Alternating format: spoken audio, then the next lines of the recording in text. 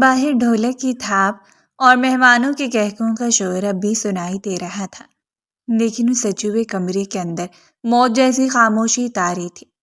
زمل جو چند لمحے پہلے اپنی زندگی کے سب سے خوبصورت خواب کی تعبیر پانے والی تھی، اب ایک مچھلی کی طرح تڑپ رہی تھی۔ سرفراز کے مضبوط ہاتھ اس کے نازک بازوؤں کو جکڑے ہوئے تھے اور اس کی آنکھوں میں محبت کی جگہ وحشت اور نفرت کا الاؤ دہک رہا تھا۔ پلیز سرفراز، چھوڑے مجھے، آپ کو کیا ہو گیا ہے؟ زمل کی آواز ہچکیوں میں گم ہو رہی تھی۔ اس کا عروسی جوڑا جس کی بھاری کڑھائی اس کی خوبصورتی میں اضافہ کر رہی تھی، اب اسے اپنی قید لگ رہا تھا۔ سرفراز نے ایک جھٹکے سے اسے بیڈ پر گرایا اور اس کے اوپر جھک گیا۔ اس کے چہرے پر ایک کربناک مسکراہٹ نمودار ہوئی۔ ایسے کیسے چھوڑ دوں جانے من؟ ابھی تو میرا من بھرا نہیں ہے۔ جب تک سہاگرات نہیں مناؤں گا دنیا کو کیا بتاؤں گا کہ میں نے کیا پایا ہے؟ اس کے لہجے میں چھپا طنز زمل کے دل کو چیر گیا۔ آپ کیا کہہ رہے ہیں؟ میں آپ کی بیوی ہوں، زمل نے کپکپاتے ہونٹوں سے کہا۔ سرفراز نے اس کے چہرے کے قریب آ کر اس کی آنکھوں میں آنکھیں ڈالیں۔ بیوی یا ایک ڈھونگ؟ مجھے تمہاری پاک دامنی کا ثبوت بھی تو چاہیے زمل۔ میں وہ مرد نہیں ہوں جو کسی کے چھوڑے ہوئے لقمے پر گزارا کرے۔ زمل کا رنگ فک ہو گیا۔ پاک دامنی کا ثبوت؟ سرفراز، آپ ہوش میں تو ہیں؟ میں نے کبھی آپ کے سوا کسی کے بارے میں سوچا تک نہیں۔ سرفراز نے اسے مزید زور سے دبوچ لیا۔ وہ غصے اور شک کی اس آگ میں جل رہا تھا جو اسے اندھا کر چکی تھی۔ ابھی اسے مزید ذلیل کرنے ہی والا تھا کہ زمل کا فون جو سائڈ ٹیبل پر رکھا تھا یکے بعد دیگرے میسج ٹون کی آوازوں سے بجنے لگا۔ سرفراز کی نظر فون کی سکرین پر پڑی۔ اس کا ہاتھ خود بخود فون کی طرف بڑھا۔ جیسے اس نے فون دیکھا اس کے پیروں تلے سے زمین نکل گئی۔ وہاں کسی نامعلوم نمبر سے میسجز کی بھرمار تھی۔ یاد ہے تمہیں وہ رات؟ تمہارے جسم کی خوشبو آج بھی میرے ساتھ ہے زمل۔ اور پھر وہ تصاویر کھولی، زمل کی ایسی تصاویر جنہیں دیکھ کر کسی بھی غیرت مند مرد کا خون کھول اٹھے۔ وہ تصاویر برہنہ تھی، ایسی حالت میں جن کا تصور بھی زمل جیسی لڑکی کے لیے ناممکن تھا۔ سرفراز کے تن بدن میں آگ لگ گئی۔ اس نے فون زمل کے چہرے کے سامنے لہرایا۔ یہ کیا ہے؟ بولو، یہ کیا ہے؟ اس کی آواز ایک دھار بن کر کمرے کی دیواروں سے ٹکرائی۔ زمل نے دھندلائی ہوئی آنکھوں سے سکرین کی طرف دیکھا۔ اسے لگا جیسے اس کے سینے میں کسی نے خنجر اتار دیا ہو۔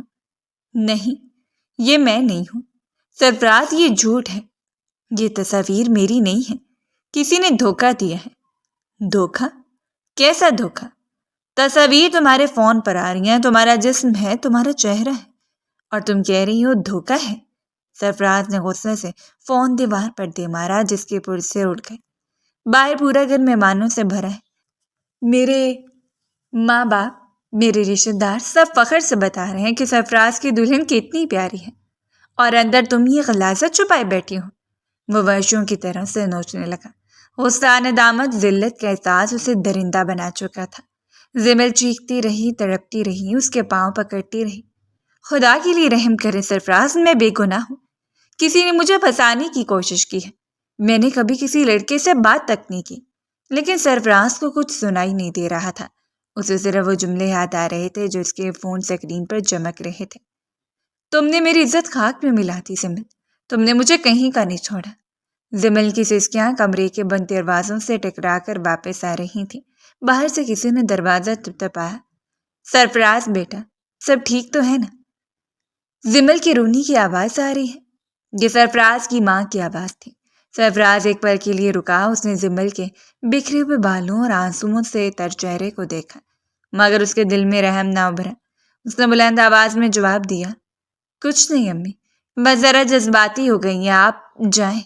وہ مڑا اور الماری سے اپنی چابی اٹھائی۔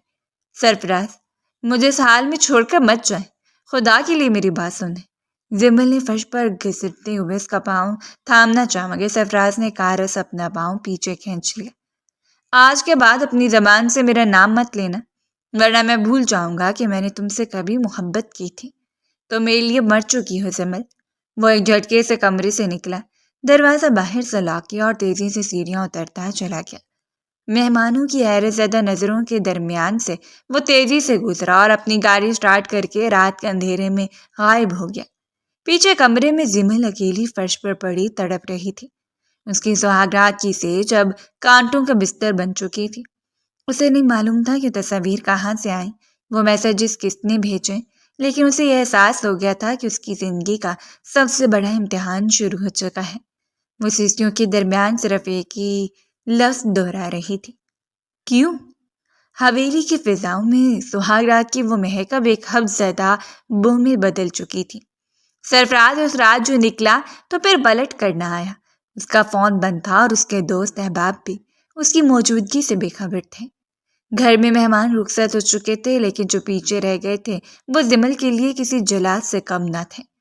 زمل اپنے کمرے کی کھڑکی کے پاس بیٹھی خالی نظروں سے باہر لگے نیم کے درخت کو دیکھ رہی تھی۔ اس کی آنکھوں کے گرد سیاہ حلقے اس کی کئی راتوں کی بے خوابی کا پتہ دے رہے تھے۔ اچانک کمرے کا دروازہ بغیر دستک دیے کھلا۔ بیگم ہے اندر داخل ہوئی۔ ان کے پیچھے فائقہ بھی تھی، جس کے چہرے پر ایک فاتحانہ مسکراہٹ تھی۔ کب تک اس کمرے میں چھپ کر بیٹھی رہو گی زمل؟ بیگم حئی کی پاٹدار آواز کمرے میں گونجی۔ میرے بیٹے کو نگل گئی ہو تم؟ وہ شخص جو کبھی ایک رات گھر سے باہر نہیں رہا، آج 2 ہفتوں سے در بدر پھر رہا ہے۔ آخر اس رات تم نے اسے ایسا کیا کہا تھا؟ زمل آہستہ سے اٹھی اور دوپٹہ درست کرتے ہوئے بولی، امی جان میں نے کچھ نہیں کیا۔ آپ تو جانتی ہیں سرفراز کا غصہ، وہ خود ہی۔ خبردار، جو اسے قصوروار ٹھہرائے۔ بیگم حئی نے اسے بیچ میں ٹوک دیا۔ سرفراز میرا بیٹا ہے، میں اسے رگ رگ سے جانتی ہوں۔ وہ بلا وجہ کسی پر ہاتھ نہیں اٹھاتا اور نہ ہی گھر چھوڑ کر جاتا ہے۔ ضرور تم نے اپنی زبان سے کوئی ایسی آگ اگل دی تھی جو وہ برداشت نہ کر سکا۔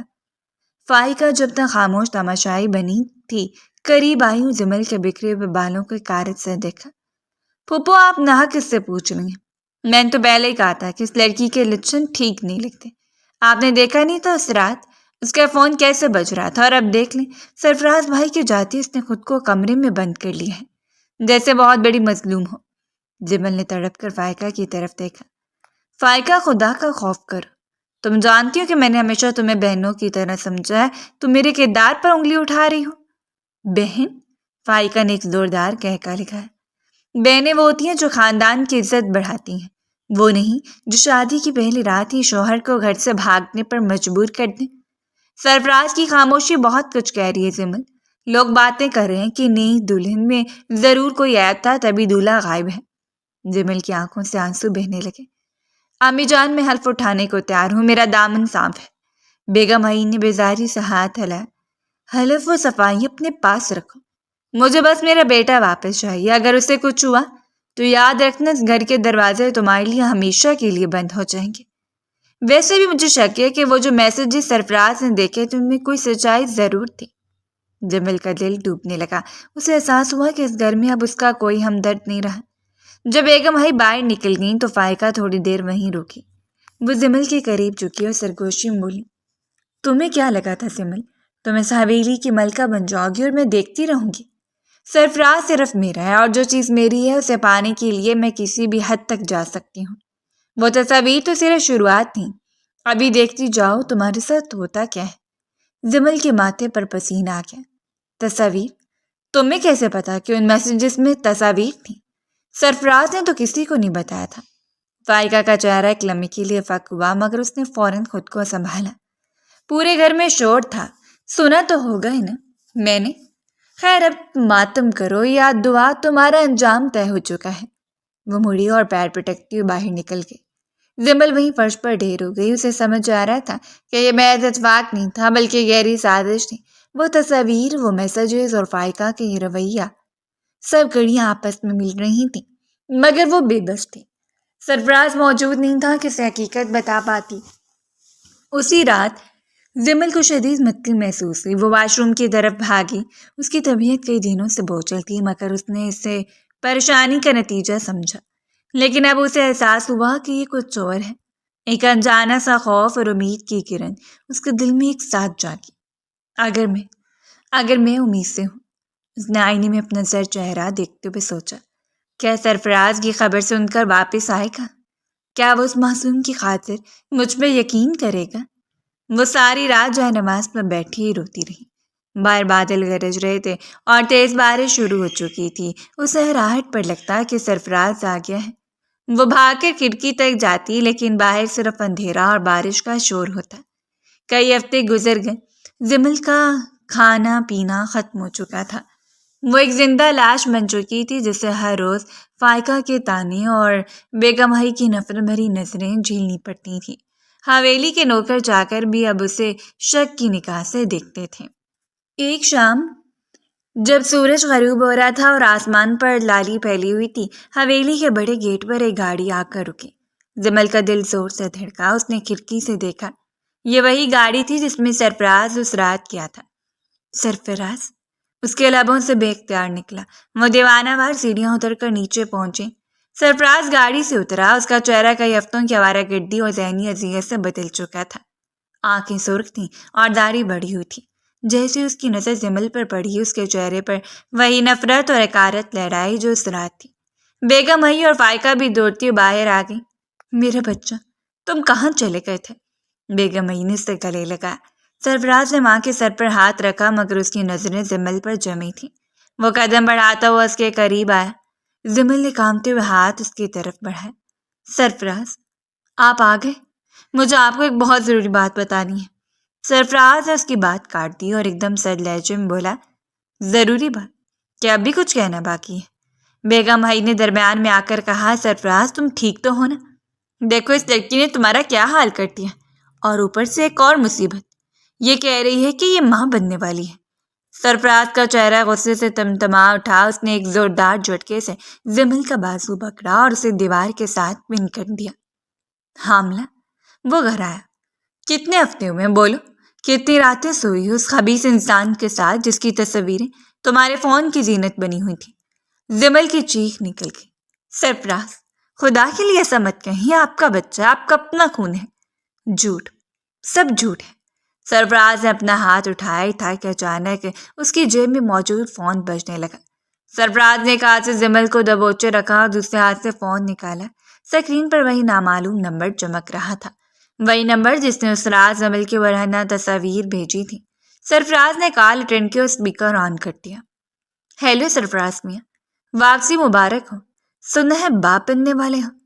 دوسری طرف سے کرخت اور تمسخر راتی آواز آئی، لیکن ایک بات بتاؤں، تمہیں کیسے یقین ہے کہ یہ تمہارا ہی ہے؟ تصاویر تو تم نے دیکھی ہی تھی۔ سرفراز کے ہاتھ کانپنے لگے اور زمل کا سانس رک گیا۔ وہ آواز دانیال کی نہیں تھی، بلکہ وہ کسی ایسے شخص کی تھی جسے وہ پہچاننے سے قاصر تھے، مگر وہ ان کی زندگی کے ہر پل سے واقف تھا۔ کال کٹ گئی اور حویلی کے دالان میں خوفناک سناٹا چھا گیا۔ سرفراز نے زمل کو حقارت سے چھوڑا اور اس کی آنکھوں میں دیکھتے ہوئے بولا، اب اس کال کے بعد بھی تم چاہتی ہو کہ میں تمہارا یقین کروں؟ زمل صرف روتی رہی جبکہ فائقہ پیچھے کھڑی مسکرا رہی تھی۔ حویلی کے وسیع دالان میں پھیلا سناٹا اس کال کے بعد مزید گہرا ہو گیا تھا۔ سرفراز کا ہاتھ جس میں فون اب بھی دبا ہوا تھا شدت ضبط سے کانپ رہا تھا۔ اس کی آنکھوں کی سرخی بتاتی تھی کہ وہ کسی بھی لمحے پھٹ پڑے گا۔ سامنے دیوار سے لگی زمل جس کا سانس حلق میں اٹکا ہوا تھا، اسے نفرت محسوس ہو رہی تھی، کیونکہ اس نے نہ صرف اس کی محبت بلکہ اس کے خاندان کی نسل کو بھی داغدار کر دیا تھا۔ سنا تم نے؟ سرفراز کی آواز ایک دھاڑ کی طرح گونجی۔ وہ شخص، وہ اب فون کر کے مجھے مبارکباد دے رہے ہیں۔ کیوں زمل؟ کیا اب بھی تم کہو گی کہ یہ محض اتفاق ہے؟ زمل نے ہمت جما کی اور لڑکھڑاتی آواز میں بولی، سرفراز، خدا کا واسطہ دشمن کی باتوں میں نہ آئے، وہ ہمیں برباد کرنا چاہتا ہے۔ یہ بچہ، یہ آپ کی نشانی ہے، میرا یقین کریں۔ یقین؟ سرفراز نے قدم آگے بڑھایا اور زمل کے چہرے کے اتنے قریب ہو گیا کہ اس کی گرم سانسیں زمل کے ماتھے پر محسوس ہو رہی تھیں۔ یقین کا جنازہ تو اسی رات اٹھ گیا تھا جب تمہارے فون نے تمہاری اصلیت بتائی تھی۔ تم نے مجھے دھوکہ دیا، میرے نام کو مٹی میں ملایا، اور اب تم چاہتی ہو کہ میں اس ناجائز گناہ کو اپنا نام دوں؟ ناجائز؟ زمل کے منہ سے لفظ کاہ کی طرح نکلا۔ اس نے اپنا ہاتھ بے اقرار اپنے پیٹ پر رکھا جیسے اس ننھی جان کو سرفراز کے زہریلے لفظوں سے بچانا چاہتی ہوں۔ سرفراز، آپ مجھ پر جتنا چاہیں ظلم کر لیں، مجھے مار ڈالیں، لیکن اس معصوم پر یہ الزام نہ لکھیں۔ یہ گناہ نہیں، ہمارا پیار ہے۔ بیگم حی جو اب تک خاموش تماشائی بنی ہوئی تھی غصے سے آگے بڑھی۔ بس کرو زمل، اپنی گنہگار زبان سے پیار کا نام نہ لو۔ سرفراز بیٹا، اب اسے اس گھر میں رہنے کا کوئی جواز باقی نہیں رہا۔ جس عورت کی عفت پر غیر مرد گواہیاں دے رہی ہوں وہ اس حویلی کی بہو کہلانے کے لائق نہیں۔ فائقہ نے موقع غنیمت جانا اور مظلوم بن کے سرفراز کے قریب آئی۔ سرفراز بھائی آپ خود کو کیوں اذیت دے رہے ہیں؟ ہم سب نے اپنی آنکھوں سے دیکھا کہ اس کے فون پر کیا کچھ آ رہا تھا، اور اب یہ تماشا۔ دانیال کا نام تو سب جانتے ہیں، شاید وہی ہے جو فون کر کے آپ کو چڑھا رہا ہے۔ جمل نے کانا سے فائقہ کی طرف دیکھا۔ فائقہ تم جھوٹ بول رہی ہو، دانیال کے سب سے کوئی لینا دینا نہیں، تم کیوں میری زندگی میں آگ لگا رہی ہو؟ میں؟ فائقہ نے حیرت کا ڈونگ رچا۔ تصاویر میں نے نہیں بنوائی جمل، نہ ہی وہ میسیج میں نے ٹائپ کیا، تم خود اپنی دشمن ہو۔ سرفراز نے جھٹکے سے جمل کا بازو پکڑا اور اسے گھسیٹتا ہوا سیڑھیوں کی طرف لے جانے لگا۔ چلو میرے ساتھ، میں ابھی اس تماشے کا انتظام کرتا ہوں۔ سرفراز کہاں لے جا رہے ہیں؟ چھوڑے مجھے۔ جمل کی چیخیں در و دیوار سے ٹکرا رہی تھی مگر سرفراز پر جیسے جنون سوار تھا۔ منہ سے ابھر کے کمرے میں لے گیا اور ایک جھٹکے سے اندر پھینک دیا۔ تم اسی کمرے میں رہو گی جب تک اس بچے کا فیصلہ نہیں ہو جاتا، تم اس قید سے باہر نہیں نکلو گی۔ اس نے الماری سے جمل کا فون نکالا اور اسے بستر پر پھینک دیا۔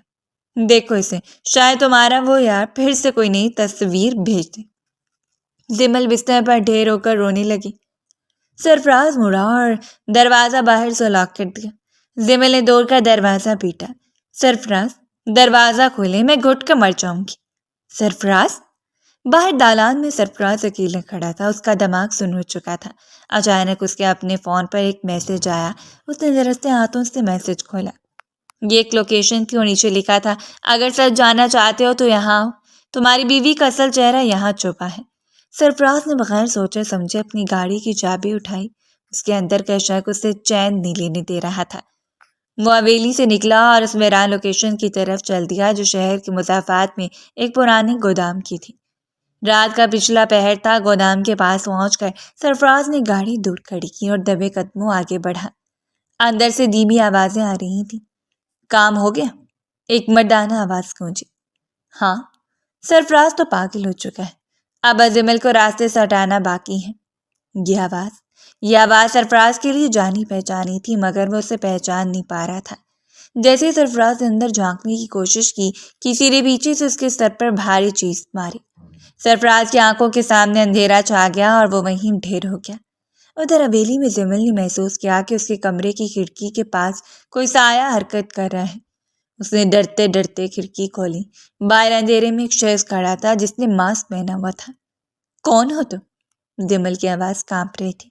ایک شخص نے لفافہ کھڑکی کے اندر پھینکا اور سرگوشی میں کہا، اگر زندہ رہنا چاہتی ہو تو یہاں سے بھاگ جاؤ، تمہارا شوہر تمہیں مارنے کا پلان بنا رہے ہیں، یہ ثبوت دیکھ لو۔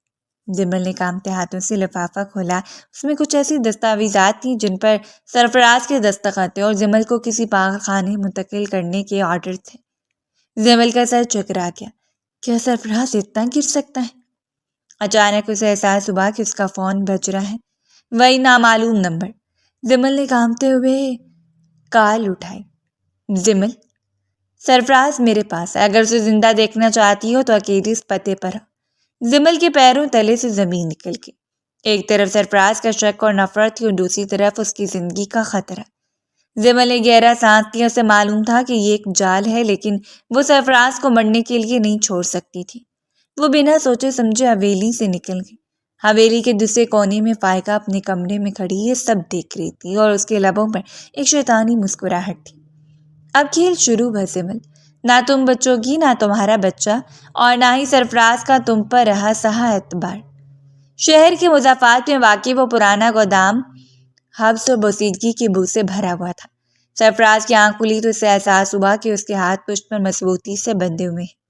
سر میں اٹھنے والی شدید ٹھیسیں اسے یاد دلا رہی تھی کہ اسے پیچھے سے وار کر کے یہاں لایا گیا ہے۔ سامنے ایک مدھم سا بلب لٹک رہا تھا جو ہوا کے دوش پر جھولتے ہوئے پورے کمرے میں سائے ناچنے پر مجبور کر رہا تھا۔ کون ہے؟ سامنے آؤ۔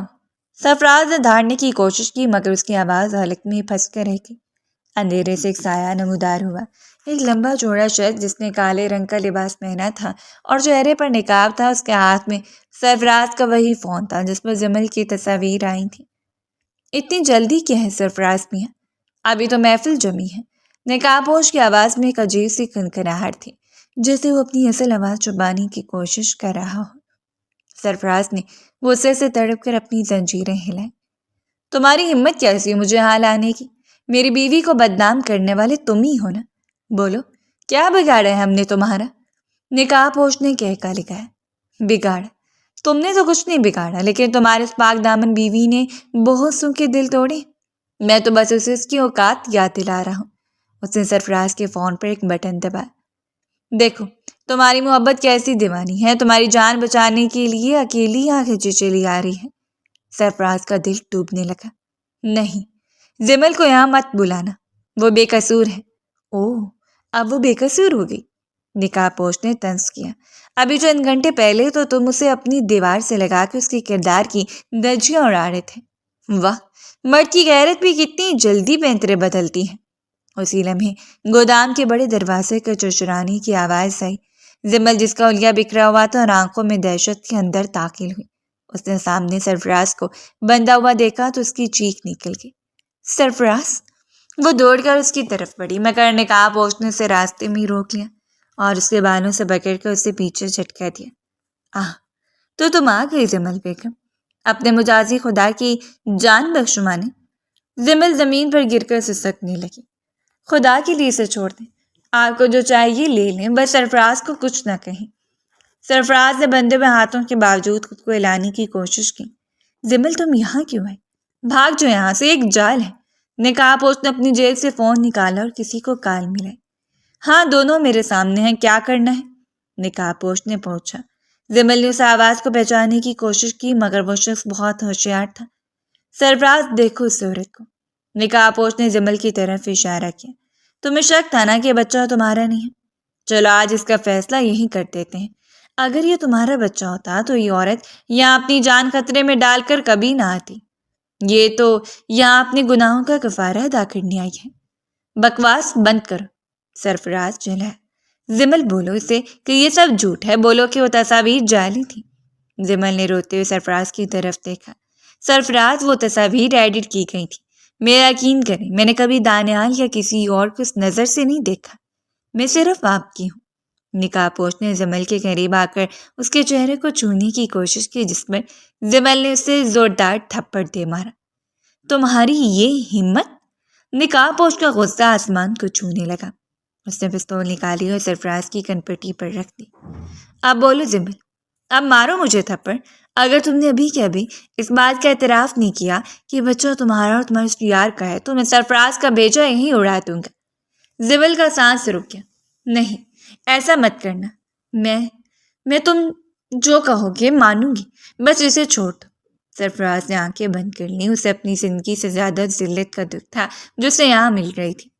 جمل جھوٹ مت بولنا، چاہیے مجھے مار دے، تم اپنی پاک دامنی پر حرف مت آنے دینا۔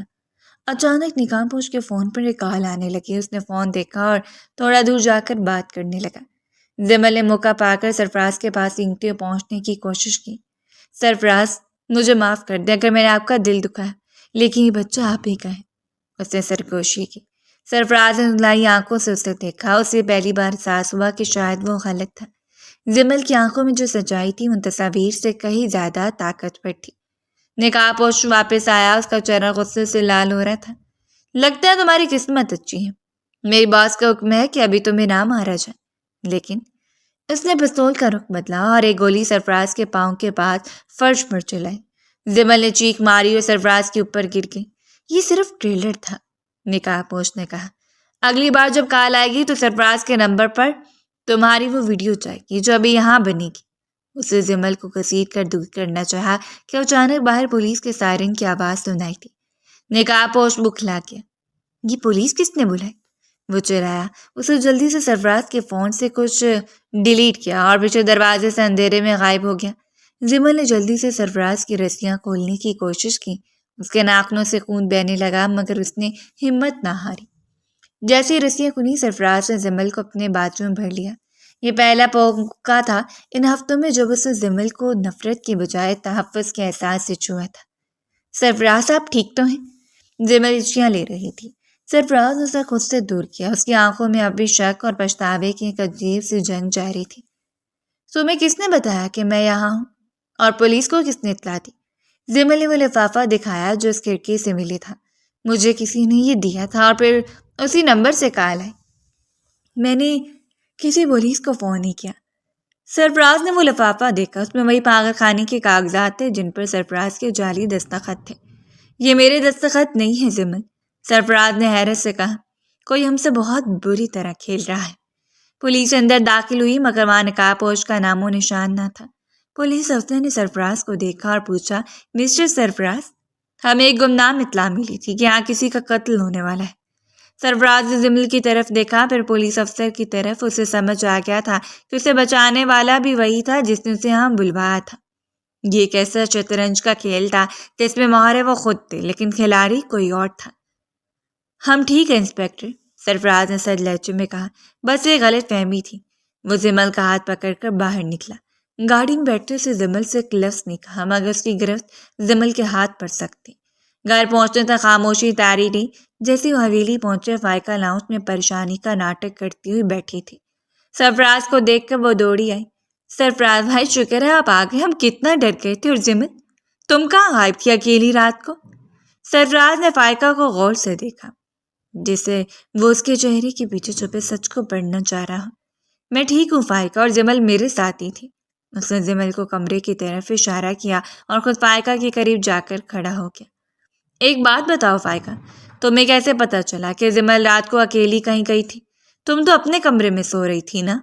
فائقہ کا رنگ ایک لمحے کے لیے زد پڑا مگر اس نے فوراً سنبھل کا جواب دیا، میں پانی پینے اٹھی تھی تو دیکھا اس کا کمرہ کھلا تھا اور کھڑکی ٹوٹی ہوئی تھی۔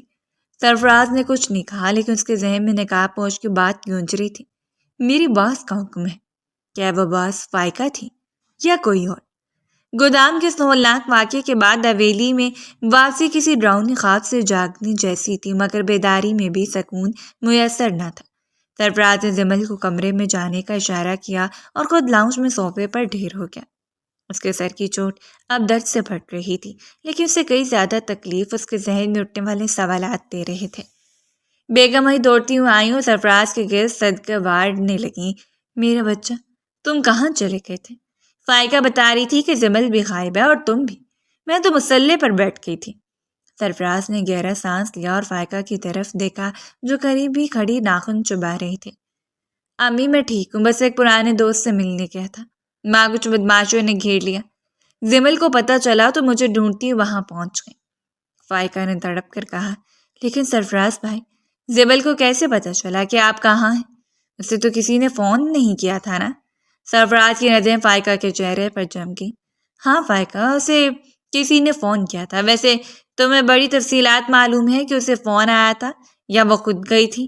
فائقہ کا رنگ فک ہو گیا۔ وہ تو میں نے اندازہ لگا۔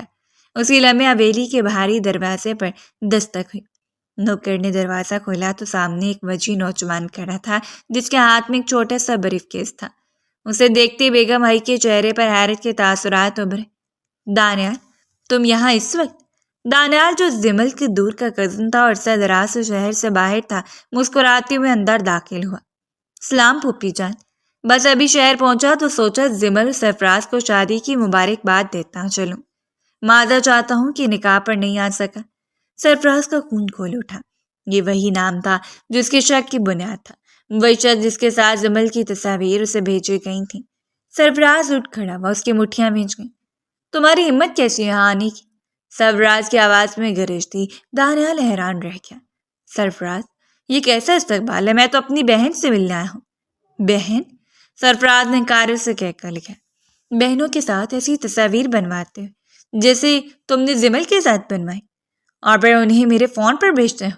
دانیال کا چہرہ سفید پڑ گیا۔ تصاویر؟ کون سی تصاویر؟ سرفراز، ہوش کے ناخن لو۔ میں پچھلے 6 ماہ سے دبئی میں تھا، کل ہی واپس آیا ہوں۔ میرا فون ریکارڈ چیک کر لو، میرا پاسپورٹ دیکھ لو۔ میں نے کبھی زمل کو اس نظر سے نہیں دیکھا۔ زمل جو شور سن کر سیڑھیوں پر آ گئی تھی، دانیال کو دیکھ کر رک گئی۔ دانیال بھائی؟ دانیال نے زمل کی طرف دیکھا۔ اس کی حالت دیکھ کر اس کا دل پسیج گیا۔ زمل، یہ تمہارا کیا حال ہو گیا ہے؟ اور سرفراز، یہ کیا بکواس کر رہے؟ فائقہ نے مداخلت کی۔ دانیال، تم اب مکر رہے ہو۔ وہ جو تصاویر سرفراز بھائی کو ملی جن میں تم زمل کے ساتھ، وہ سب کیا تھا؟ دانیال فائقہ کی طرف مڑا، اس کی آنکھوں میں پہچان کی چمک ہے۔ فائقہ، تم یہاں؟ اس نے سرفراز کی طرف رک کیا اور ایک سرد لہجے میں بولا، سرفراز مجھے نہیں معلوم تمہیں کس نے کیا دکھایا، لیکن ایک بات یاد رکھنا، فائقہ اور میرے درمیان ایک پرانی دشمنی ہے، یا شاید ایک طرف ضد۔ یہ وہی لڑکی ہے جس نے کالج میں میرا پیچھا کیا تھا، اور جب میں نے اسے گھاس نہیں ڈالی تو اس نے مجھے بدنام کرنے کی دھمکی دی تھی۔ حویلی کے لاؤنج میں بم پھٹا۔ بیگم بھائی نے صدمے سے فائقہ کی طرف دیکھا۔ یہ کیا کہہ رہے فائقہ؟ بیگم بھائی کی آواز کانپ رہی تھی۔ فائقہ کلانے لگی، یہ جھوٹ بول رہا ہے پھوپھو، یہ زمل کو بچانے کے لیے مجھ پر الزام لگا رہا ہے۔ دانیال نے اپنا بریف کیس کھولا اور اپنا لیپ ٹاپ نکال کر میز پر رکھا۔ سرفراز، میں ایک سافٹ ویئر انجینئر ہوں، تم نے جو تصاویر دیکھی وہ تم مجھے دکھاؤ، میں ابھی دودھ کا دودھ اور پانی کا پانی کر دوں گا۔ سرفراز نے تذبذب کے عالم میں اپنا فون نکالا اور وہ تصاویر دکھائیں۔ دانیال نے تصاویر کا بغور معائنہ کیا اور لیپ ٹاپ پر کچھ کمانڈز ٹائپ کی۔ دیکھو سرفراز، دانیال نے سکرین سرفراز کی طرف موڑ دی۔ یہ تصاویر فوٹو شاپ کی گئی، یہ زمل کا چہرہ ہے لیکن جسم کسی اور کا، اور یہ دیکھو اس کے بیک گراؤنڈ میں جو پکسلز ہیں وہ میچ نہیں کر رہے۔ یہ کام کسی اناڑی کا نہیں بلکہ کسی ماہر کا ہے جس نے بہت صفائی سی گندگی پھیلائی ہے۔ سرفراز کا سر چکرانے لگا۔ اسے زمل کی طرف دیکھا جو خاموشی سے آنسو بہا رہی تھی۔ پچھتاوے کی کلیئر سرفراز کے دل سے گزری۔ دانیال نے مزید کہا، اور یہ نمبر جسے تمہیں میسجز آ رہے تھے، سرفراز کیا میں تمہارا فون 1 منٹ کے لیے لے سکتا ہوں؟ سرفراز نے فون دے دیا۔ دانیال نے کچھ دیر نمبر ٹریس کرنے کی کوشش کی۔ یہ نمبر ایک ورچوئل آئی ڈی سے چل رہا ہے لیکن اس کا اوریجنل سگنل اس حویلی کے وائی فائی سے جڑا ہوا ہے۔ فائقہ نے بھاگنے کی کوشش کی لیکن سرفراز نے اس کا راستہ روک لیا۔ کہاں جا رہی ہو فائقہ؟ ابھی تو تماشا شروع ہوا ہے۔ فائقہ چیخنے لگی، آپ سب مجھ پر شک کریں، میں نے کیا کیا ہے؟ میں تو صرف اس گھر کی بھلائی چاہتی تھی۔ بھلائی؟ سرفراز نے غصے سے اسے کندھوں سے پکڑ کر جھنجھوڑا۔ زمل کو بدنام کرنا، میری زندگی تباہ کرنا اور گودام میں اس نقاب پوش کو بھیجنا، کیا یہ سب تمہاری بھلائی تھی؟ اس میں فائقہ کے فون پر ایک کال آنے لگی، وہی نمبر۔ سب ساکت ہو گئے۔ سرفراز نے کال اٹھائی اور اسپیکر آن کر دیا۔ ہیلو باس؟ دوسری طرف سے وہی نقاب پوش کی آواز تھی جو گودام میں تھا۔ پولیس آ گئی تھی، میں مشکل سے بچا ہوں۔ فائقہ بی بی، میرے پیسے کہاں ہیں؟ آپ نے کہا تھا کہ سرفراز کے مرتے ہی مجھے بڑی رقم ملے گی۔ لاؤنج میں موت جیسی خاموشی چھا گئی۔ فائقہ کے چہرے سے سارا خون نچڑ گیا۔ بیگم بھائی نے آگے بڑھ کر فائقہ کے چہرے پر ایک زوردار تھپڑ رسید کیا۔ بدبخت، تو نے میرے بیٹے کی جان لینے کی کوشش کی، اس لڑکی کی خاطر جس نے تجھے بہن سمجھا۔ فائقہ زمین پر گر پڑی اور پھوٹ پھوٹ کر رونے لگی۔ ہاں میں نے کیا یہ سب کیونکہ میں سرفراز سے پیار کرتی تھی۔ زمل نے آ کر میرا حق چھین لیا۔ میں اسے ذلیل دیکھنا چاہتی تھی۔ میں چاہتی تھی کہ سرفراز اسے نفرت کرے اور میری طرف آئے، مگر یہ لڑکی مرتی کیوں نہیں؟ سرفراز نے حقارت سے فائقہ کی طرف دیکھا۔ تمہاری محبت نہیں، تمہاری انات تھی فائقہ، اور اس انات نے تمہیں ایک مجرم بنا دیا۔ سرفراز نے پولیس کو فون کیا اور فائقہ کو ان کے حوالہ کرنے کا فیصلہ کیا۔ جب پولیس فائقہ کو لے جا رہی تھی وہ تب بھی زمل کو بددعائیں دے رہی تھی۔ دانیال نے سرفراز کے کندھے پر ہاتھ رکھا۔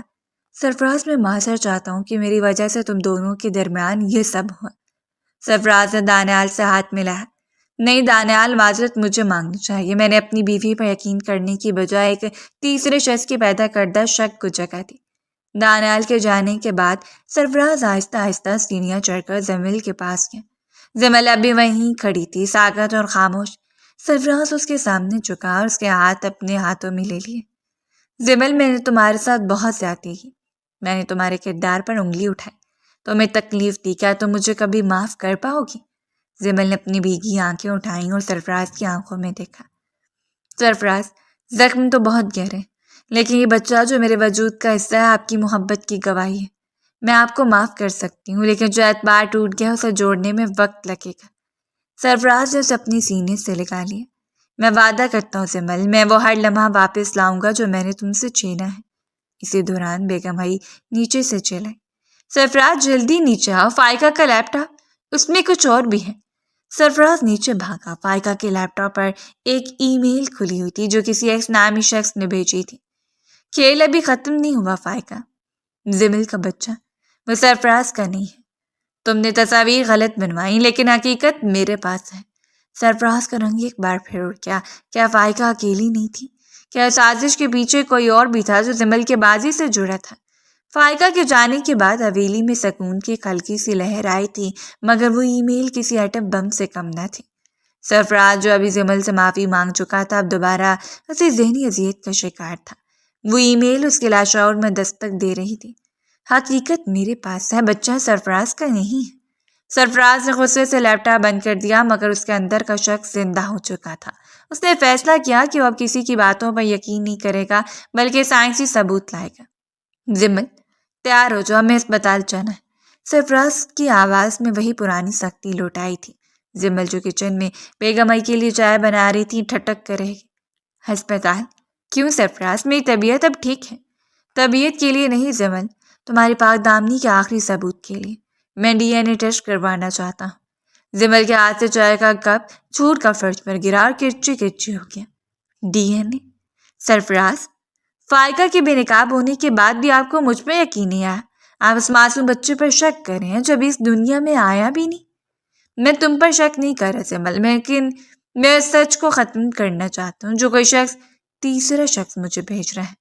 اگر رپورٹ پازیٹیو آئی تو میں ساری زندگی تمہاری قدموں میں گزار دوں گا، لیکن اگر… سرفراز نے جملہ ادھورا چھوڑ دیا۔ بیگم آئی نے مداخلت کی۔ سرفراز، یہ تم کیا کہہ رہے ہو؟ خاندان کی بدنامی ہوگی۔ امی، بدنامی تو پہلے ہی ہو چکی ہے، اب صرف سچ باقی رہنا چاہیے۔ سرفراز زمل کو لے کر شہر کے سب سے بڑے نجی اسپتال پہنچا۔ وہاں اس کی ملاقات ڈاکٹر آسمہ سے ہوئی، جو برسوں سے ان کے خاندان کی معالج تھی۔ سرفراز نے اسے الگ لے جا کر ساری صورتحال بتائی۔ دیکھو آسمہ، مجھے یہ ٹیسٹ ہر قیمت پر چاہیے اور یہ بات باہر نہیں نکلنی چاہیے۔ ڈاکٹر آسمہ نے مسکرا کر اسے تسلی دی۔ فکر نہ کرو سرفراز، رپورٹ بالکل درست آئے گی۔ تم باہر ویٹ کرو، میں زمل کے سیمپلز لے لوں۔ جیسے ہی سرفراز باہر نکلا، ڈاکٹر آسمہ کے فون پر ایک کال آئی۔ دوسری طرف وہی پراسرار شخص تھا۔ رپورٹ بدل جانی چاہیے آسمہ، تمہیں تمہاری قیمت مل جائے گی۔ سرفراز کو لگنا چاہیے کہ وہ باپ نہیں بننے والا۔ آسم نے سر لہجے میں جواب دیا، کام ہو جائے گا۔ سرفراز کو کبھی شک نہیں ہوگا کہ لیب کی رپورٹس میں ہیرا پھیری کی گئی ہے۔ اندر کمرے میں زمل بیڈ پر لیٹی رو رہی تھی۔ آسمہ نے اس کے پاس آ کر ہمدردی جتائی۔ زمل بیٹا، پریشان نہ ہو، بس ایسے ہی ہوتے ہیں، رپورٹ آئے گی تو سب ٹھیک ہو جائے گا۔ زمل نے سسکتے ہوئے کہا، ڈاکٹر صاحبہ، میں بے گناہ ہوں، میری دعا ہے کہ میرا اللہ مجھے سرخرو کرے۔ اگلے دن رپورٹ آ گئی۔ سرفراز ڈاکٹر کے کمرے میں داخل ہوا تو اس کا دل زور سے دھڑک رہا تھا۔ آسمہ نے ایک لفافہ اس کی طرف بڑھایا۔ I am sorry Sarfaraz, report کے مطابق ڈی این اے میچ نہیں کر رہا۔ سرفراز کے کانوں میں جیسے سائیں ہونے لگی۔ اسے لگا جیسے زمین گھوم رہی ہوں۔ اس نے کپکپاتے ہاتھوں سے رپورٹ پکڑی۔ وہ دیوانہ وار اسپتال سے نکلا اور حویلی پہنچا۔ زمل لاؤنج میں بیگم وہی کے ساتھ بیٹھی تھی۔ اسے امید تھی کہ آج سرفراز ہنستا آئے گا اور اسے گلے لگا لے گا، مگر سرفراز نے آتے ہی وہ رپورٹ زمل کے چہرے پر دے ماری۔ یہ لو اپنا تمغہ، یہ لو اپنی پاک دامنی کا ثبوت۔ سرفراز کی آواز میں وحشت تھی۔ زمل نے رپورٹ پڑھی اور وہیں زمین پر بیٹھ گئی۔ نہیں، یہ نہیں ہو سکتا، یہ جھوٹ ہے، یہ رپورٹ غلط ہے۔ رپورٹ غلط نہیں ہے زمل، تمہارا وجود غلط ہے۔ تم نے مجھے دوسری بار دھوکا دیا۔ فائقہ تو صرف ایک مہرت ہے، اصل گناہ گار تو تم ہو۔ سرفراز نے اسے بازو سے پکڑ کر جھنجھوڑا۔ بولو، کس کا بچہ ہے یہ؟ دانیال کا یا اس نے کہا پوچھ کا؟ زمل نے ایک زوردار تھپڑ سرفراز کے چہرے پر رسید کیا۔ بس سرفراز، بہت ہو گیا، اب میں اپنی صفائی نہیں دوں گی، میں نے اپنے خدا پر چھوڑ دیا ہے۔ وہ دوڑتی اپنے کمرے میں گئی اور دروازہ اندر سے لاک کر دیا۔ سرفراز باہر کھڑا چلاتا رہا، اسے گالیاں دیتا رہا۔ بیگم آئی صدمے سے نڈال صوفے پر گر پڑی۔ کمرے کے اندر زمل نے الماری سے اپنی ادویات کی شیشی نکالی۔ اس کی آنکھوں میں اب آنسو نہیں تھے، بلکہ ایک عجیب سی خاموشی تھی۔ اے اللہ، اگر میں زندہ رہی تو یہ دنیا میرے بچے کو جینے نہیں دے گی۔ ہمیں اپنے پاس بلا لے، کیونکہ یہاں اب کوئی انصاف کرنے والا نہیں رہا۔ اس نے ایک ساتھ کئی گولیاں حلق میں اتار لیں اور بیڈ پر لیٹ گئی۔ اس کی نظریں چھت پر لٹکتے فانوس پر جمی تھیں جو دھیرے دھیرے دھندلا رہا تھا۔ آدھے گھنٹے بعد جب سرفراز کا غصہ تھوڑا ٹھنڈا ہوا اور اس نے کمرے میں خاموشی محسوس کی تو اس کا دل کسی انجانے خوف سے ڈوبنے لگا۔ زمل، دروازہ کھولو۔ کوئی جواب نہ آیا۔ سرفراز نے کندھے سے مار کر دروازہ توڑ دیا۔ اندر کا منظر دیکھ کر اس کی روح کانپ گئی۔ زمل بیڈ پر بے ہوش پڑی تھی، اس کے منہ سے ہلکی سی جھاگ نکلنی تھی اور پاس کی دویات کی خالی شیشی پڑی تھی۔ زمل نہیں، آنکھیں کھولو۔ سرفراز اسے اٹھا کر چیخنے لگا، امی جلدی آئیں، زمل نے کچھ کر دیا ہے۔ زمل کو دوبارہ اسی اسپتال لایا گیا، مگر اس بار وہ زندگی اور موت کی کشمکش میں تھی۔ ڈاکٹر آسمہ وہاں موجود نہیں تھی، اس کی جگہ ایک دوسرا ڈاکٹر ڈیوٹی پر تھا۔ سرفراز باہر کاریڈور میں پاگلوں کی طرح ٹہل رہا تھا۔ بیگم ہی تسبیح پڑھ رہی تھی۔ اچانک زمل کو ہوش آنے لگا، مگر وہ نیم بے ہوشی کی حالت میں بڑبڑا رہی تھی۔ ڈاکٹر نے سرفراز کو اندر بلایا۔ مسٹر سرفراز، مریضہ کچھ کہہ رہی ہے، شاید اسے ہمیں کچھ پتہ چل سکے۔ سرفراز زمل کے قریب جھکا۔ زمل کی آواز بہت دھیمی تھی۔ آسمہ، تم نے پیسے لیے، تصویریں، فون، الماری کے پیچھے۔ سرفراز کے کان کھڑے ہو گئے۔ آسمہ، ڈاکٹر آسمہ؟ زمل نے پھر سرگوشی کی۔ وہ بچہ، سرفراز، تمہارا، رپورٹ بدلی گئی۔ سرفراز کا دماغ ایک بار پھر گھوم گیا۔ اسے یاد آیا کہ رپورٹ لینے کے وقت آسمہ کے چہرے پر ایک عجیب سی گھبراہٹ تھی۔ اس نے فوراً ہسپتال کے آئی ٹی ڈپارٹمنٹ کا رخ کیا، جہاں اس کا ایک واقف کار کام کرتا تھا۔ علی، مجھے ڈاکٹر آسمہ کے پچھلے 24 گھنٹوں کی ای میلز اور سی سی ٹی وی فوٹیج دیکھنی ہے، ابھی۔ کچھ دیر کی جدوجہد کے بعد سکرین پر ایک ویڈیو چلی۔ ڈاکٹر آسمہ ایک کالے لباس والے شخص سے اسپتال کے پارکنگ میں مل رہی تھی اور اسے ایک بھاری لفافہ لے رہی تھی۔ وہی شخص، نقاب پوش۔ سرفراز کی آنکھوں سے خون اتر آیا۔ اسے سمجھ آ گیا کہ زمل نے خودکشی نہیں کی تھی، بلکہ اسے خودکشی پر مجبور کیا گیا تھا۔ اور وہ رپورٹ ایک کاغذ کا ٹکڑا تھا جسے ضمیر فروش ڈاکٹر نے بیچ دیا تھا۔ وہ واپس زمل کے بیڈ کے پاس آیا اور اس کا ہاتھ تھام کر پھوٹ پھوٹ کر رونے لگا۔ زمل، مجھے معاف کر دو، میں نے تمہیں مار ڈالا، میں نے اپنی انا کے لیے تمہیں اس حال تک پہنچا دیا۔ اسی وقت سرفراز کے فون پر ایک میسج آیا، وہی پراسرار ایکس تھا۔ دیکھا سرفراز، تمہاری چیک کی فطرت زمل کو ختم کر دیا، اب تم اکیلے رہو گے، کھیل ختم ہوا۔ سرفراز نے میسج پڑھا اور ایک وحشیانہ مسکراہٹ اس کے لبوں پر آئی۔ کھیل ابھی ختم نہیں ہوا ایکس، اب تمہاری باری ہے۔ اس نے ڈیٹیکٹیو کو فون کیا اور کہا، ڈاکٹر آسمہ کا موبائل ٹریس کرو، وہ جہاں بھی ہے اسے زندہ پکڑو۔ ہسپتال کی راہداریوں میں پھیلی سفیدی اب سرفراز کو کاٹ کھا رہی تھی۔ آئی سی یو کے باہر لگے شیشے سے وہ زمل کو دیکھ رہا تھا، جس کے جسم سے لگی مشینیں اس کی زندگی کی ڈوبتی ابھرتی سانسوں کا حساب رکھ رہی تھیں۔ سرفراز کی مٹھیاں بھیج گئیں۔ اس نے خود سے وعدہ کیا کہ اگر زمل کی سانسیں لوٹ آئیں تو اس شخص کو نہیں چھوڑے گا جس نے ان کی زندگی کو تماشا بنا دیا تھا۔ سرفراز، میں نے ڈاکٹر آسمہ کا موبائل ڈیٹا ہیک کر لیا ہے۔ دانا لامتا ہوا کوریڈور میں داخل ہوا۔ اس کا ہاتھ میں لیپ ٹاپ تھا۔ تم صحیح کہہ رہے تھے، وہ اکیلی نہیں تھی، اسے مسلسل ایک ہی نمبر سے ہدایات مل رہی تھیں، اور حیرت کی بات یہ ہے کہ وہ نمبر فائقہ کری ہے۔ سرفراز نے تڑپ کر پوچھا، پھر کس کا ہے؟ دانیال، مجھے نام چاہیے۔ دانیال نے سکرین سرفراز کی طرف موڑی۔ یہ نمبر بیگم ہی کے نام پر رجسٹرڈ ایک پرانی سم کا ہے جسے کوئی اور استعمال کر رہا ہے، اور اس کی آخری لوکیشن اس کے اسپتال کے ایڈمن بلاک ہے۔ سرفراز کا سر چکرانے لگا۔ امی کے نام پر سم؟ لیکن وہ تو میرے ساتھ یہاں ہے۔ اسی لمحے سرفراز نے دیکھا کہ ڈاکٹر آسمہ چوری چھپے لفٹ کی طرف بڑھ رہی ہے۔ سرفراز نے دانیال کو اشارہ کیا اور دبے قدموں اس کا پیچھا کرنے لگا۔ آسمہ اسپتال کے عقبی حصے میں بنے ایک ویران اسٹور روم میں داخل ہوئی۔ سرفراز نے دروازے کی اور سے جھانکا۔ اندر ایک کرسی پر کوئی بیٹھا تھا جس کا چہرہ اندھیرے میں تھا۔ آسمہ، تم نے کام بگاڑ دیا۔ وہ آواز نسوانی تھی، مگر فائقہ کی نہیں تھی۔ زمل کو مرنا چاہیے تھا، وہ اب بھی زندہ کیوں ہے؟ اور وہ ڈی این اے رپورٹ؟ سرفراز کو شک ہو رہا ہے۔ آسمہ کانپ رہی تھی۔ بی بی جی، میں نے اپنی طرف سے پوری کوشش کی، رپورٹ بدل دی، اسے زہر کھانے پر مجبور کیا، لیکن سرفراز آپ مجھ پر نظر رکھ رہے ہیں، مجھے میرے پیسے دیں، میں شہر چھوڑ کر جا رہی ہوں۔ سرفراز نے ایک زوردار ٹھوکر سے دروازہ کھولا، بلکہ مدھم روشنی میں سامنے بیٹھی شخصیت کا چہرہ صاف ہوا۔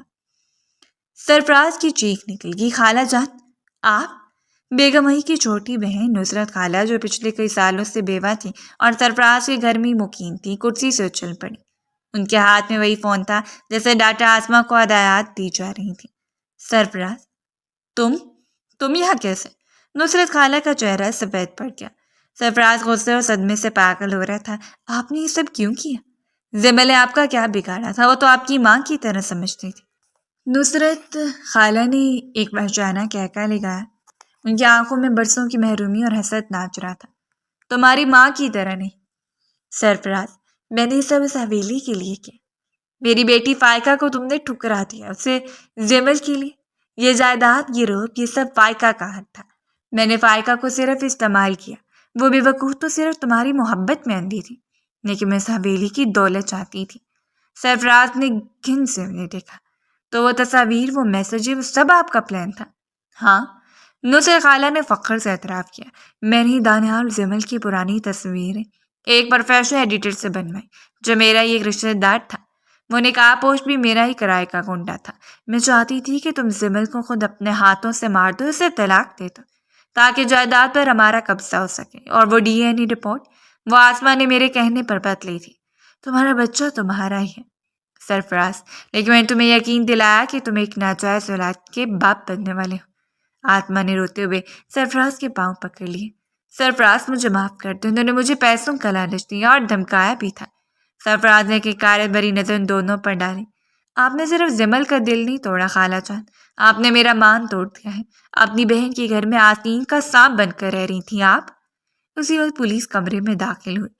دانیال نے پہلے سب کچھ ریکارڈ کر لیا تھا اور پولیس کو اطلاع دے دی تھی۔ پولیس نصرت خالہ اور ڈاکٹر آسما کو ہتھکڑیاں لگا کر لے جانے لگی۔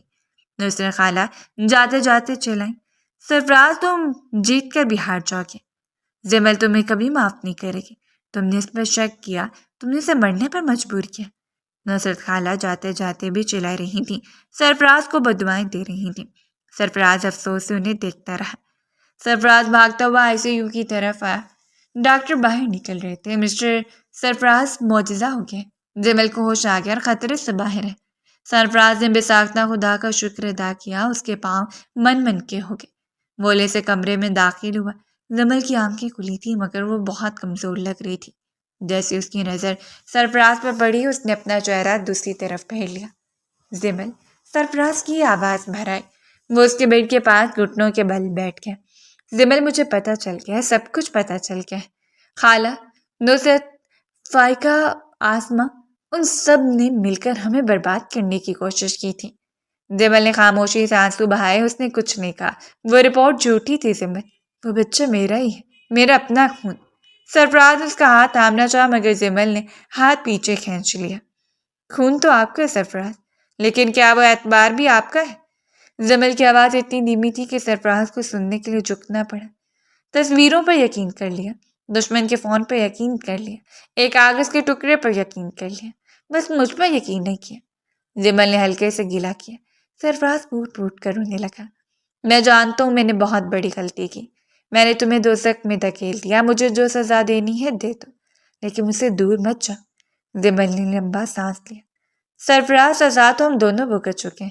آپ کو شخص مل گیا جس نے یہ سب کیا، لیکن میرے دل میں جو درار آئی ہے اسے کون بھرے گا؟ اسی وقت بیگم آئی کمرے میں داخل ہوئی۔ ان کی آنکھیں سوجی ہوئی تھیں، اپنی بہن کی حقیقت جان کر وہ ٹوٹ چکی تھیں۔ انہوں نے جمل کے سر پر ہاتھ رکھا۔ بیٹا، مجھے معاف کر دو، میں نے اپنی بہن پر یقین کیا اور اپنی بہو کو تماشا بنا دیا۔ سرفراز نے جو کیا اس کی انا تھی، اس کی بے اعتباری تھی، لیکن میں نے جو کیا وہ میری انتھی ممتا تھی۔ جمل نے بیگم آئی کا ہاتھ چوما۔ امی جان، اس میں آپ کا کوئی قصور نہیں تھا، سازش اتنی گہری تھی کہ کوئی بھی اس میں پھنس سکتا تھا۔ سرفراز نے جمل کی طرف دیکھا۔ جمل، کیا تم مجھے ایک موقع دو گی؟ صرف ایک؟ میں اس بچے کے گنہگار ہوں جسے میں نے ناجائز کہا، میں اس کا سامنا کیسے کروں گا؟ جمل نے سرفراز کی آنکھوں میں دیکھا، جہاں اب صرف پچھتاوا اور سچائی تھی۔ اس نے دھیرے سے سرفراز کا ہاتھ اپنے پیٹ پر رکھا، جہاں ننھی جان کی حرکت محسوس ہو رہی تھی۔ یہ بچہ آپ کو معاف کر دے گا سرفراز، کیونکہ آپ کا عکس ہے، لیکن مجھے دوبارہ جینے کے لیے وقت چاہیے۔ ہمیں اس حویلی سے دور جانا ہوگا، وہاں جہاں کوئی شک نہ ہو، جہاں کوئی نصرت خالہ یا فائقہ نہ ہو۔ سرفراز نے اس کے ہاتھ پر بوسہ دیا۔ ہم کل ہی یہاں سے دور چلے جائیں گے، جہاں صرف ہم ہوں گے اور ہمارا بچہ۔ میں اپنی ساری زندگی تمہارے ساتھ اعتبار کو دوبارہ جوڑنے میں لگا دوں گا، سرفراز نے اپنی محبت کا یقین دلاتے ہوئے کہا۔ شہر کے شور و گل سے دور پہاڑوں کے دامن میں بنے ایک چھوٹے مگر خوبصورت سفید بنگلے کے لان میں گلاب کھلے ہوئے تھے۔ ہوا میں مٹی کی سوندھی خوشبو رچی بسی تھی۔ سرفراز نے حویلی اور اس کی تلخ یادوں کو پیچھے چھوڑ کر یہاں جمل کے لیے ایک نئی دنیا بسائی تھی۔ زمل آرام دہ کرسی پر بیٹھی دھرف پر ڈوبتے سورج کی لالی دیکھ رہی تھی کہ اچانک اندر سے بیگم ہی کے چہکنے کی آواز آئی۔ وہ ننھے ارمغان کو مخملی کمبل میں لپیٹے باہر لائیں، جس کی چھوٹی چھوٹی آنکھیں حیرت سے دنیا کو دیکھ رہی تھیں۔ دیکھو زمل، ارمغان بالکل سرفراز پر کیا ہے، وہی نقش و نگار اور وہی روح۔ بیگم ہی نے بچے کو زمل کی گود میں ڈالتے ہوئے کہا۔ ان کی آواز میں اب وہ پرانی سختی نہیں بلکہ پچھتاوے کے بعد والی مٹھاس تھی۔ اسی لمحے سرفراز ہاتھ میں پھولوں کا گلدستہ لیے لان میں داخل ہوا۔ اس نے سفید کرتا پہنا ہوا تھا اور اس کے چہرے پر وحشت اور شک اب کہیں نام و نشان بھی نہ تھا۔ جس نے کبھی ان کی زندگی برباد کی تھی، اس نے قریب آ کر پہلے بیگم ہی کے سر پر ہاتھ رکھا اور پھر زمل کے پاس گھٹنوں کے بل بیٹھ گیا۔ کیسے ہے میرا شہزادہ؟ سرفراز نے ارمغان کی چھوٹی سی انگلی کو اپنے ہاتھ میں لیا۔ ارمغان نے فوراً اپنی باپ کی انگلی کو مضبوطی سے تھام لیا۔ زمل مسکرائی۔ یہ آپ کو پہچانتا ہے سرفراز، اسے پتہ ہے کہ یہ ہاتھ اب اسے کبھی نہیں چھوڑیں گے۔ سرفراز نے گہرا سانس لیا اور زمل کی آنکھوں میں دیکھا۔ زمل، آج ارمغان کے آنے کے بعد مجھے محسوس ہوا جیسے میرا وجود مکمل ہو گیا۔ میں نے جو گناہ کیے، جو شک کیے، وہ سب اس معصوم کی ایک مسکراہٹ نے دھو دی ہے۔ کیا تم سچ میں مجھے معاف کر چکی ہو؟ زمل نے ارمغان کے ماتھے پر بوسہ دیا اور پھر سرفراز کا ہاتھ تھام لیا۔ سرفراز، وقت سب سے بڑا مرہم ہوتا ہے۔ جب میں ارمغان کو دیکھتی ہوں تو مجھے کالی راتیں یاد نہیں آتی، مجھے صرف وہ معجزہ یاد آتا ہے جس نے ہمیں دوبارہ جوڑ دیا۔ ہمارا ماضی اب مر چکا ہے، آپ صرف یہ حال ہے اور ہمارا مستقبل۔ بیگم بھائی نے دونوں کے سروں پر ہاتھ رکھ کر دعا دی۔ جیتے رہو، اللہ اس گھر کو ہمیشہ بری نظر سے بچائے۔ سورج پوری طرح غروب ہو چکا تھا اور آسمان پر ستارے نمودار ہونے لگے تھے۔ سرفراز نے زمل کے کندھے پر اپنا ہاتھ رکھا اور اسے اپنے قریب کر لیا۔ چلو اندر چلیں، ٹھنڈ بڑھ رہی ہے، سرفراز نے نرمی سے کہا۔ وہ سب ہنستے مسکراتے گھر کے اندر داخل ہو گئے۔ گھر کی کھڑکیوں سے آتی روشنی اندھیرے میں یہ پیغام دے رہی تھی کہ سچائی اور محبت کا راستہ کتنا ہی کٹھن کیوں نہ ہو، جیت ہمیشہ وفا کی ہوتی ہے۔ شک کی دیواریں گر چکی تھیں اور ان کی جگہ اب یقین کی ایک ایسی عبارت کھڑی تھی جسے اب کوئی طوفان نہیں ہلا سکتا تھا۔